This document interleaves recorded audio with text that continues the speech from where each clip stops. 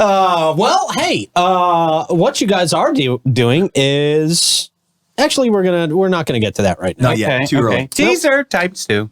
What's going on at the sheriff's office right now? You guys are getting caught up in. Well, you guys just caught these guys stealing appliances. Crime going you on. guys have had some very interesting crime going on. I will tell you this though. When I was telling Captain Dean this morning, well, I walked in my jail this morning just between 5 and 6 o'clock, and I try to catch both shifts, so I can see them off going and ongoing. But when you walk by our main control unit, which I think you guys have seen, that's that main control that runs everything in our jail. Yeah. And one of our corrections control operators, Miss Caroline's working there, and then one of our deputy sheriffs, Deputy Sanborn, whose whole family works at JSO. Besides her and her brother work down here for me. Those are the first two smiling faces I saw this morning. I'm like, I got a great job. I love my people. I do. So I'm going to give them a shout out this morning. So I know they're in main control, and I appreciate you. Appreciate what you do. I got a great family over there. We've had some interesting crime, and Captain Dean will tell you. So Captain Dean runs our central area, which is basically from Palencia or International Golf Parkway, water to water, all the way down to 207, kind of water to water. Oh, so okay. He's got our central. Yeah, he's got our busy area there. So we've had some interesting stuff. These thefts. It just chaps. Can I say ass on here? Oh, sure. Of course. It chaps my ass. Well, it's America. I mean, because all of us that pay for stuff, it hurts us when we go to a store because prices get increased because they got to add loss prevention and people stealing stuff. But San Francisco's driving up the prices for all of us right now. right? That's not happening. Better I will not, shut right? Ulta down. And Captain Dean will tell you, Ulta, some of these stores, especially up in the Durban area up there, it's almost every day. I mean, we're running details up there with our detectives because there's so much going on up there with theft. So, but you posted something for us. We appreciate it. We had these thefts, of course, of brand new homes under construction. Right. And they go in there and steal all the appliances. You got people that are getting ready to move in and then they go gut it with all the appliances. Yeah. And of course they steal them. So our men and women did, physically surveillance for days, nights on end, and finally caught a pretty decent sized ring that was basically, of course they buy them and they're, I hate to use the word idiots, but they're just not doing it right because they go and they'll put it online and sell it, My neighbor just happens to have 15 washers and dryers. Just coincidentally. But anyways, with that being said, we busted a decent sized ring. They confess they're in my jail in here. And we think, of course, when we bust these thieves, of course, it's local counties. They're touching counties. They came out of Putnam, I believe. And then, of course, yesterday we got some of the ones we're dealing with that are coming out of Jacksonville. That Durban Pavilion area up there, I think we've talked about this before in the past, but St. John's Town Center is about a little over 1 million square feet of commercial property.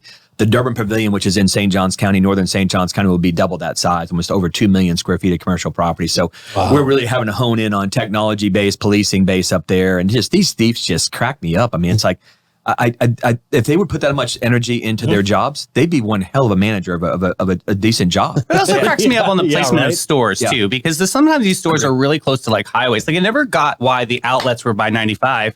Because if you're a thief, you're going to go and hightail it right out of there. It makes it so much easier. Oh no, Davey, not in St. Johns County. Oh, good, get me. That's Captain Dean's area out there. I'm telling you, this stuff. I know.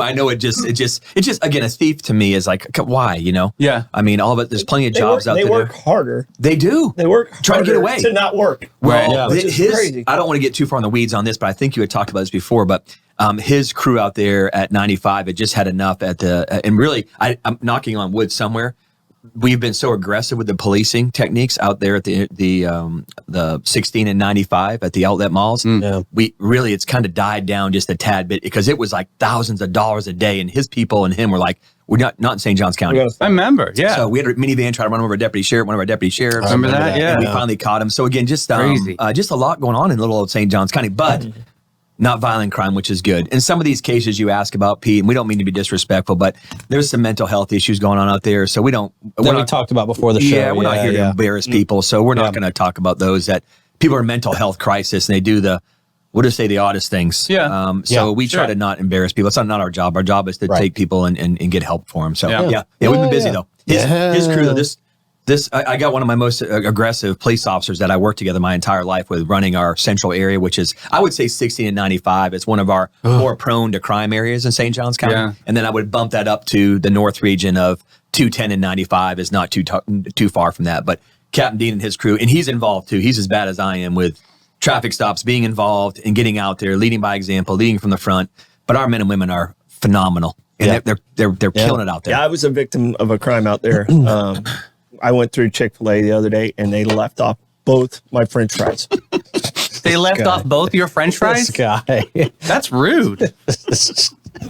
We're actually still working. Can you work on that? Troy did call you guys on this one. Yeah. People are there. Okay. All right. Thank you for your efforts. Yeah, we have a 15-year-old suspect kid, Christian kid, that's a suspect in there. No. Can we please leave him And he alone? didn't tell me to have a blessed day. I would have been okay with it until then. I don't know if I can say it's better check in the hell box. Yeah. Yeah, for sure. Jeez. I got to tell you, Davey brought a TikTok video to my attention. Oh, yeah. You guys recently implemented the body camera situation Yeah, around yeah, here. Yep. And that has helped you guys in situations like this already. There's a TikTok video going around of a guy who the video starts as he's getting pulled over. Of course. Right? Of course. It Yeah. doesn't start as he's breaking the law. Yeah. You know? And so it just looks like he has it set up to look like you guys just pulled him over and started no arresting him, reason. put him in Yeah. cuffs for no reason. Uh-huh. But you guys can go back and look at body cameras, and this guy was going over 100 miles an hour, right? I mean, this guy was reckless. You know, what's funny is I was resistant to body-worn cameras in the very, years ago. Ignorance, by the way. Ignorance on behalf of being a leader. And Captain Dean would tell you the same thing. Again, just us being in this profession for so long going, okay, why do we need him now? We've held our people accountable our entire lives. We've watched our coworkers get arrested for crimes. I mean, we police our own, I think, like nobody else does. Not perfect, but most companies don't have an internal affairs division that just works their own employees. Well, we do. And we physically have watched our friends, our coworkers be arrested and, held accountable for their actions. So body-worn cameras, I was resistant to, and I'm like, well, why would we not do this? Yeah. So next thing you know, we put these body-worn cameras on our men and women. And actually, his task force that works our violent crime areas, they put it on first as a trial. We call it T&E. They put it on as a trial, and they said, "Sheriff, we don't want to take it off. Don't take this off us because all these." And I say we don't get a whole lot of complaints from our community because they know how we police and they know how to be policed, and they're from here, most of them, so they know we do our job. But with that being said, this is a prime example of body cameras will never go away now. Deputy Joey Romer, a lot of you know him. He's been a longtime canine trainer here in St. Johns County. He retired from us, and then he came back as a reserve deputy sheriff and still continues to train a lot of civilian canines when you're homes today. But anyways, he works a lot. We don't have a whole lot of reserves. We just don't need him like we used to. But he was out there patrolling. He's an aggressive. That guy, and Bobby will tell you, and I think you all know this, he falls on more stuff, crimes in progress.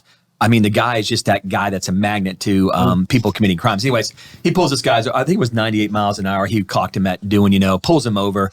And technically, that's an arrestable offense. I mean, it's reckless driving. And some of these, I will say this, there's a lot of responsible motorcyclists in St. Johns County, but there's a small percentage that just take advantage. And we just aren't going to put up with it here, especially with body-worn cameras now. So he cuts and pastes and posts it on there. He gets a lot of course people following it, but we have the real body-worn camera footage because our internal affairs division looked at it. Our captains, our executive staff looked at it. And it's like he is by the book in the actual body-worn camera. And by the way, he didn't go to jail. People said he went to jail. He didn't go to jail.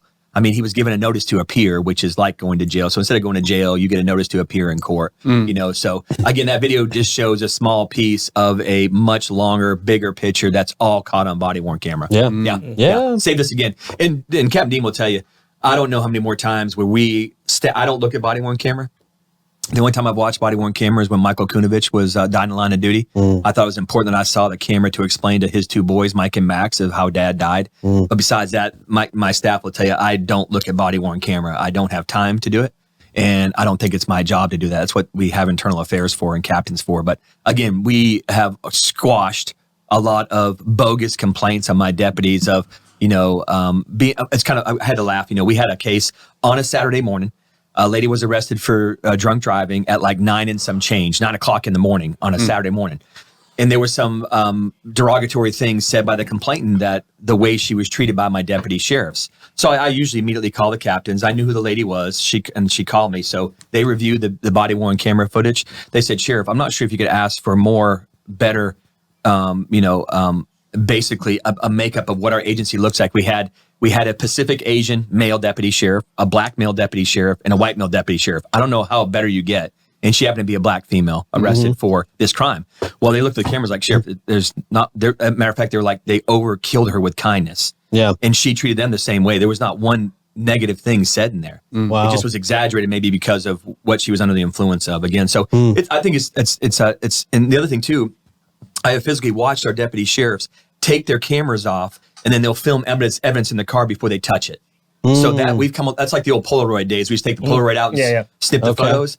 But now we have preserved evidence that can be used in trial, because when they walk up to a car and let's say something goes on in that car, they just preserve the evidence the way it sits, where they go for a gun in the car, which we've had happen to our deputies. Yeah. It's all caught on camera now, as opposed to it's hard to remember when something goes on, you make a split second decision. I mean, today, if someone were to walk in here again with a mask on and walk out and you said, hey, describe that person to us, we wouldn't get it right, I guarantee you. Right. It's just human nature. Memory is not as great as we actually think it is. Five different descriptions. But it's non-negotiable anymore. It's like, watch the body worn camera. Yeah. And so we don't have a lot of complaints. I mean, we work 20 internal affairs complaints a year. For our agency, we lead the standard across America, and we are very aggressive. Yeah. But I call it professionally aggressive. And now that we've had this new influx of people moving into our community in here, they like the way we police, and they like keeping crime low, and we share of how we keep it low. And I mean, if you run from us, we're going to catch you. Yeah. You know, and we put it out, and the bad guys and girls know.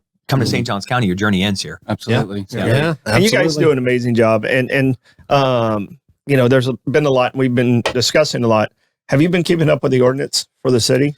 I have a little bit. And I know you provided some data. We did, from the call center. Yeah. What can you give any thoughts on what you think with that? You know, just real quick, just not to insult the intelligence of your listeners, but again, this is a change to the city of St. Augustine ordinance that would not affect the county of St. Johns County. So it's basically changing the ordinance where they'd have to have additional permitting if you serve alcohol after, is it midnight, I believe? Yeah, it's midnight to 2. Yeah. So you'd have to pay basically an additional amount of money and then some additional checks and balances in place basically to serve alcohol. So, you know, we had a public records request from the local business owners down there. Because the St. Johns County Sheriff's Office dispatches for all the agencies in St. Johns County. Right.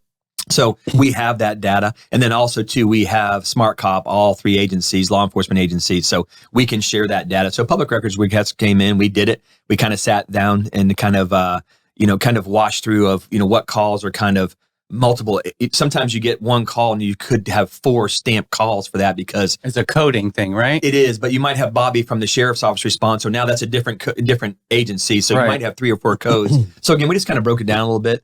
You know, Chief Barry Fox was kind of involved in this when he was the chief down there. This was going on during COVID. I mean, so people had nothing to do besides drink, really, and trying to get back out to the community. So it's not going to affect us. We have a great relationship with our businesses. I don't really see, I mean, Captain Dean would know because it's his area more that he's worried about, but we just kind of are paying attention, ignorance to what it was and what they were trying to do with it. We originally thought that they were trying to close down, the city closed down the bars at midnight, which would have pushed all those people out to the county into the city of St. Augustine Beach. And that was happening prior to moving it back. Before. I mean, so not really much to say because we're going to watch it. Whatever happens, we're going to support, you know, but we really, yes, we're in the city quite a bit and we have a great relationship with the city of St. Augustine Police Department. We back them up. They back us up. Now we're on the same channels. I mean, we definitely need each other. I don't really see, unless Bobby Captain Dean does. He's been watching this. And our men and women and the city's men and women, I mean, it's just that relationship building. And they hear us go on a violent call or in progress call, they're there and vice versa. So we're monitoring it. We don't see it with the new proposal ordinance, the way it's set up.